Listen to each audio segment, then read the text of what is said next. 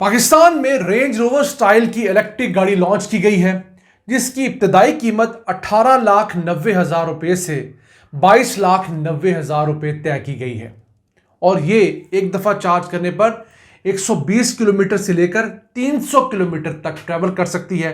3 variants launch किए गए हैं और पहले लॉन्च की गई एक सस्ती इलेक्ट्रिक गाड़ी से निस्बतन बिल्ड क्वालिटी इसकी बेहतर है, लेकिन याद रहे ये गाड़ियां सिर्फ शहरी हदूद के अंदर चलने के लिए ही काबिल इस्तेमाल है। इस गाड़ी से मुतालिक आपके साथ डिस्कशन करेंगे।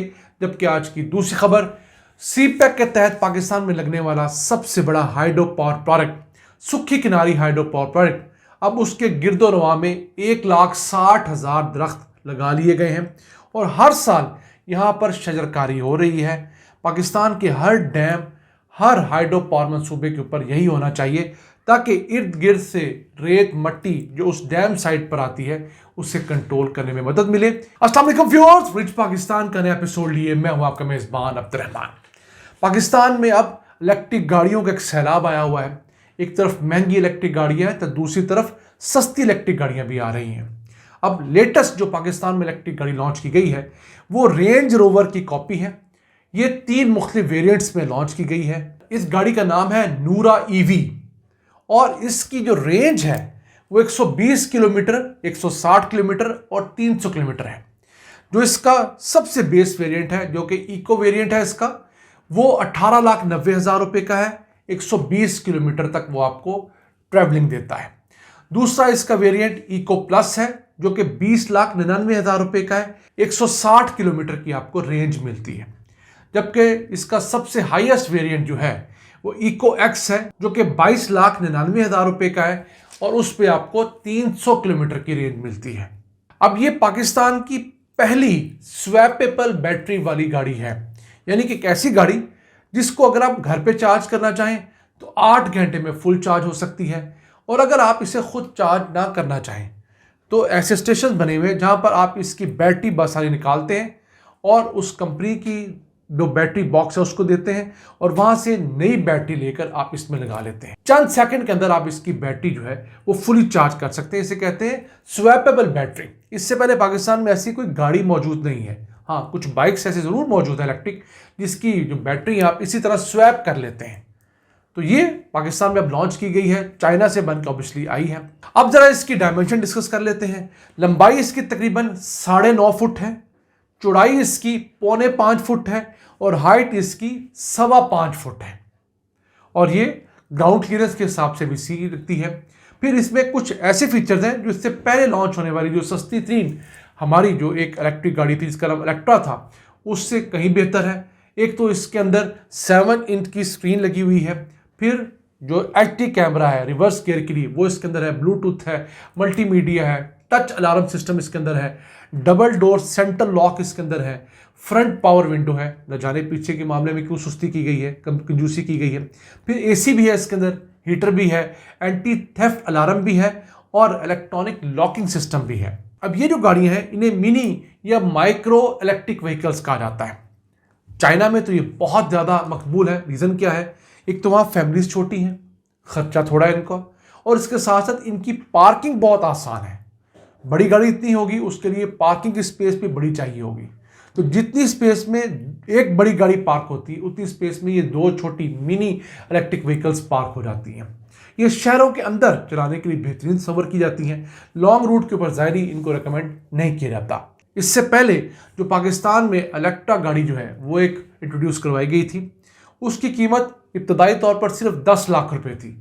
आजकल वो 11 लाख रुपए से लेकर 14 लाख के दरमियान है और उसकी रेंज 100 किलोमीटर से लेकर 180 किलोमीटर तक है। लेकिन मैं हमेशा कहता हूं कि वो गाड़ी रक्शे से बेहतर है लेकिन गाड़ी से नीचे है। उसे हाइब्रिड गाड़ी कह सकते हैं, हाइब्रिड रक्शे के साथ। उसकी बिल्ड क्वालिटी भी को बहुत अच्छी नहीं थी। इसकी बिल्ड क्वालिटी उससे थोड़ी बेहतर है लेकिन आइडियल नहीं है। हाँ, हमारी जो ख़वातीन शहरों के अंदर ट्रैवल करने में मसाइल का शिकार हैं या ऐसे लोग जिन्हें एक गाड़ी चाहिए, बुजुर्ग वालिदैन हैं, बच्चे हैं, उनके लिए अगर उनको ट्रैवलिंग के लिए शहर में स्कूल छोड़ने के लिए, लाने के लिए, अस्पताल ले जाने के लिए, तो इस तरह गाड़ियाँ बेहतर साबित हो सकती हैं। अभी भी हम इस गाड़ी को इस्तेमाल नहीं कर सके इब्तदाई तौर पर जो चीज़ें बताई जा रही हैं हमने वो आपसे रिपोर्ट की, और हम चूंकि टेक्नोलॉजी की भी कुछ खबरें आपसे डिस्कस करते होते हैं तो उसी सिलसिले की कड़ी है।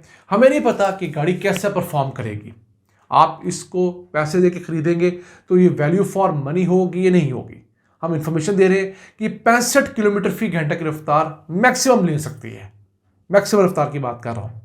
फिर ये 15% तक की स्लोप भी चढ़ सकती है, थोड़ी चढ़ाई भी हो ना, ये गाड़ी चढ़ने के काबिल है। तो ये चीज़ें पाकिस्तान में अब चाइना से आ रही हैं। चाइना के अंदर अब जो सबसे सस्ती गाड़ी वहाँ पर लॉन्च की गई है वो है बेस्टियन पोनी। वो 4800 US डॉलर की है, पाकिस्तानी रुपयों में तकरीबन 13.5 लाख रुपए की गाड़ी है। वो 4 सीटर गाड़ी है, 4 दरवाजे उसके। इसके भी नूरा ईवी जो है उसके भी 4 दरवाजे हैं, ये भी 4 सीटर गाड़ी है। तो उम्मीद करते हैं जब कंपटीशन पाकिस्तान में बढ़ेगा तो चीज़ें बेहतर होंगी। वैसे पाकिस्तान की आबादी के लिहाज से हमारी गाड़ियों की जो सेल्स है बहुत थोड़ी है। हमारी गाड़ियों की औसत सेल जो एक साल के अंदर है वो 2 लाख से 2,50,000 गाड़ियाँ होती हैं। हम 25 करोड़ का मुल्क है। अब पाकिस्तान में गाड़ियों की सेल्स 2 बड़ी वजूहात की वजह से कम है। एक बड़ी वजह यह है कि हमारे यहाँ गाड़ी महंगी बहुत है, टैक्सेस बहुत ज़्यादा है, हमारी करेंसी डिवैल्यूड है। और दूसरी रीज़न ये है कि दुनिया भर में लोग बैंकों से गाड़ियाँ लेते हैं, इसलिए गाड़ी लेना, गाड़ी चेंज करना आसान होता है।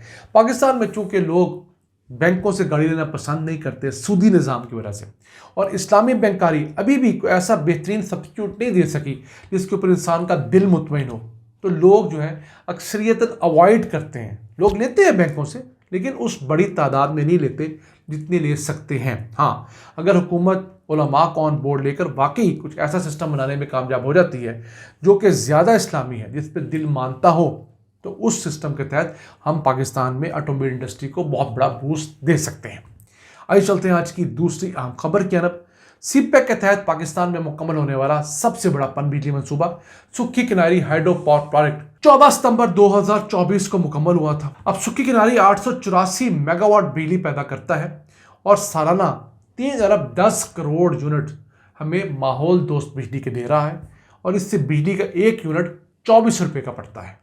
और हर साल इस मंसूबे की हदूद में इर्द गिर्द के पहाड़ों के ऊपर शजरकारी का इंतजाम किया जाता है। तो इसी सिलसिले में इस साल 8वीं मरतबा शजरकारी मुहिम शुरू कर दी गई है, और अदाद शुमार जारी किए गए हैं कि उस इलाके में पिछले 7 शजरकारियों में मजमूई तौर पर 1,60,000 दरख्त लगाए जा चुके हैं। औसतन हर साल 23,000 दरख्त इर्द गिर्द के पहाड़ों पर लगाए जा रहे हैं, और मकसद ये है कि सॉइल इरोजन ना हो, जो मिट्टी का कटाव है उससे रोका जा सके, क्योंकि जब आप पौधा लगाते हैं, दरख्त लगाते हैं, वहाँ पर वो मिट्टी को पकड़ लेता है। बारिश भी हो तो मिट्टी उस तरह नहीं उतरती जिस तरह चटियल स्लोप्स के ऊपर या पहाड़ों के ऊपर होता है। फिर वो इलाका जो है वो स्टेबलाइज हो जाता है, उस इलाके में बायोडाइवर्सिटी बढ़ जाती है, चरिंद परिंद वहाँ पर बढ़ जाते हैं। तो ये बहुत अच्छी चीज़ है। मैं समझता हूँ पाकिस्तान के हर हाइड्रो पावर प्रोजेक्ट और डैम उसके कैचमेंट एरिया में ये काम करना चाहिए। हम अक्सर आपको बताते हैं कि हमारा जो तरबेला डैम है वो 40% मट्टी रेत गारे से भर गया है। क्यों? जिन इलाकों से पानी तरबेला डैम के अंदर आता है उन इलाकों में अगर हम दरख्त लगा दें तो इस आने वाली मिट्टी को हम रोक सकते हैं और तरबेला डैम की उम्र हम बढ़ा सकते हैं। अगर हमने इसको ना रोका तो अगले 50 सालों बाद तरबेला डैम मुकम्मल तौर पे ख़त्म हो जाएगा। उसकी जो 250 मुरब्बा किलोमीटर की झील है वो इस वक्त तो 40% मिट्टी से भरी है, 100% मिट्टी से भर जाएगी। उसमें पानी ज़ख़ीरा नहीं होगा, वो सिर्फ एक run of the river project रह जाएगा।